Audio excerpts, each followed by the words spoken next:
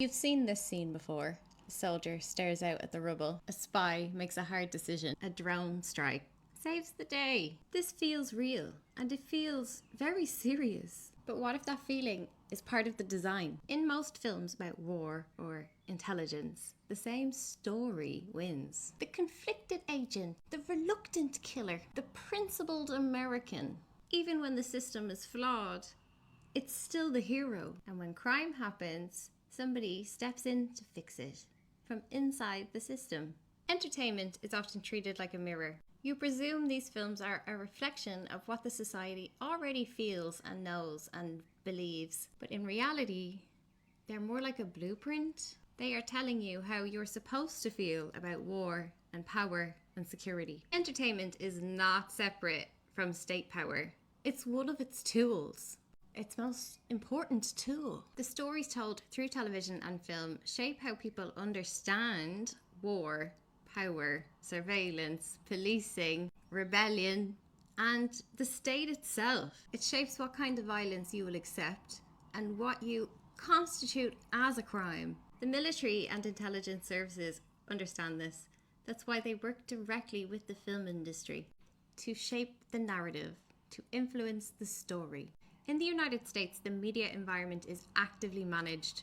Both the CIA and the Pentagon have formal entertainment liaison offices. The Department of Defense also runs offices dedicated to working directly with the film industry.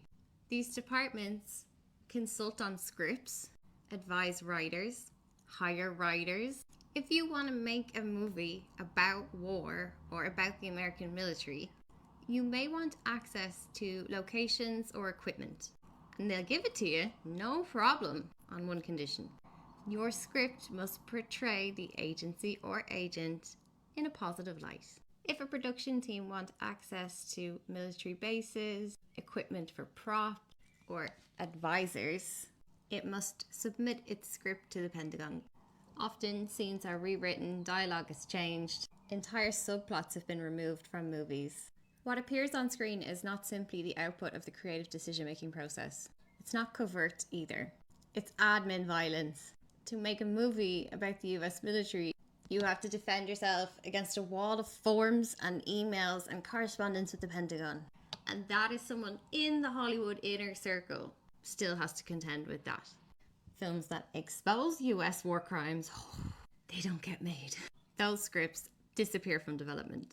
Your funding will just fall through. The distribution will just get blocked. Nobody tells you directly, hey, you can't make that film. But the system won't let you in. If a movie has made it this far to release an Oscar, you can be damn sure the primary interest here is not storytelling. This is propaganda to control how the American government is perceived in America. Because y'all love Ben Affleck and who else? Bryan Cranston, what are you doing working for the state, man?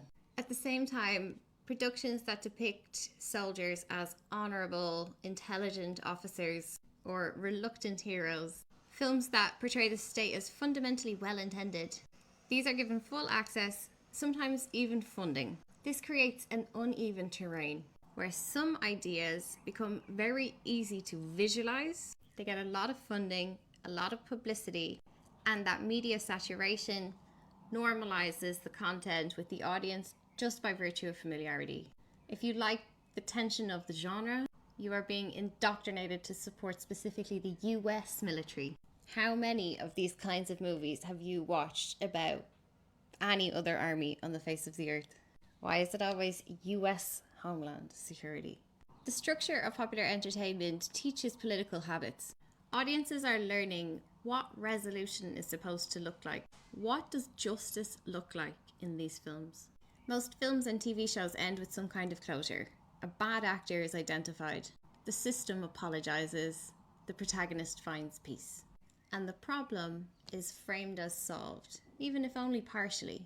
This teaches the audience that justice is personal, episodic, and symbolic.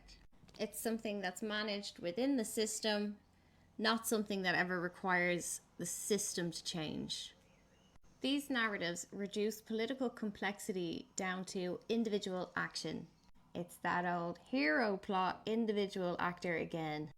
The I am the only one who can save the world from this terrible monstrous villain arc.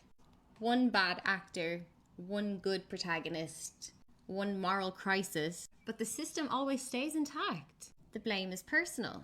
Someone is scapegoated, and resolution is interpersonal. This discourages structural analysis. It's training the audience to see problems as isolated and fixable, never systemic. At best, a CIA agent might say, "We made a mistake," but they will never say, "We shouldn't exist." When entertainment functions as soft power, ideology no longer feels imposed. It feels earned, and it feels familiar, and that is the danger. It's not that people believe the government because they've watched loads of war movies. It's that your emotional vocabulary is being shaped by these storylines that are written in consultation with the government. Zero Dark 30 was shaped with CIA input. The film frames torture as unpleasant but effective and necessary in locating Osama bin Laden. The Senate torture report later contradicted this, but this film was released while public opinion on torture was shifting, and it helped to restore justification. Argo turns a CIA operative in Iran into a creative rescue story, never mentioning once that it was the US-backed coup that caused the crisis.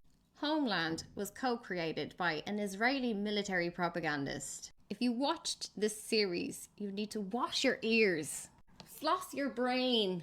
This series uses personal trauma and national loyalty to vilify Muslims and make assassination and surveillance feel necessary.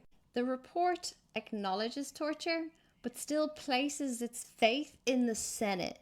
The CIA is not dismantled. The character stays inside the system. This is how audiences learn to process violence. It's not that these films want to desensitize you. They're explaining the framework for where violence is justified. When the state does it, it's okay. When Jack Ryan does it, it's fine. But when somebody brown does it, it's terrorism, it's criminal. You never see the policy, you only see the soldier.